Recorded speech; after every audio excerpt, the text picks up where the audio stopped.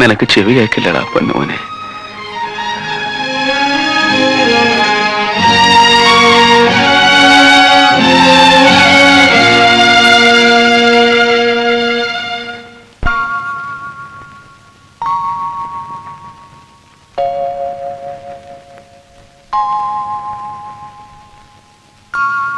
ഈ കുട്ടി നിങ്ങളുടെ ആരാ? എന്റെ ആരുമല്ല. എനിക്ക് ഈ കുട്ടിയെ വഴി കിടന്ന് കിട്ടിയതാ. അവന് വേണ്ടപ്പെട്ടവരാരൊക്കെ ഉണ്ടെന്ന് അന്വേഷിച്ചോണ്ടിരിക്കുക ഞാൻ. എന്നിട്ട് വല്ലവരെയും കണ്ടെത്തിയോ? ഇല്ല. പേപ്പറിൽ ഒരു പരസ്യം കൊടുത്താലോ എന്ന് ആലോചിക്കുക. വലിയ പ്രയോജനമൊന്നും ഉണ്ടാവും തോന്നില്ല. അവന്റെ അച്ഛനും അമ്മയും അവനെ വഴിയിൽ ഉപേക്ഷിച്ചതാവാനാവും സാധ്യത.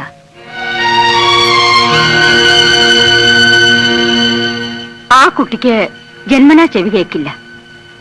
അതുകൊണ്ട് തന്നെ അവന് വർത്തമാനം പറയാനും പറ്റില്ല. മൂകനും ബദരനുമാണ് അവൻ. Deaf and dumb. ജന്മനാ ഉള്ളതായതുകൊണ്ട് ഇതിനൊരു ട്രീറ്റ്മെന്റും ഇല്ല. അങ്ങനെയുള്ള കുട്ടിയെ മെനക്കെട്ട് പോറ്റണ്ടെന്ന് രക്ഷിതാക്കൾ വിചാരിച്ചിരിക്കും. അവനെ രക്ഷിക്കാൻ ഒരു മാർഗമില്ലേ ഡോക്ടർ? എന്തു മാർഗം? മദ്രാസിലൊരു ഇൻസ്റ്റിറ്റ്യൂട്ട് ഉണ്ട്. അവിടെ കൊണ്ട് ചേർത്താൽ കുറെ വർഷങ്ങൾ കൊണ്ട് അവൻ സംസാരിക്കാനാവും. അവര് നന്നായിട്ട് ട്രെയിനിങ് കൊടുക്കും. നമ്മൾ അവനോട് സംസാരിക്കുന്നത് അവന് കേൾക്കില്ല. പക്ഷേ നമ്മുടെ ചുണ്ടിന്റെ ചലനം നോക്കി നമ്മൾ എന്താണ് പറയുന്നത് മനസ്സിലാക്കിയിട്ട് അവന് മറുപടി പറയാൻ പറ്റും. അതിന് ഒരുപാട് വർഷങ്ങൾ പിടിക്കും. ഒരുപാട് പണച്ചെലവും ആവും.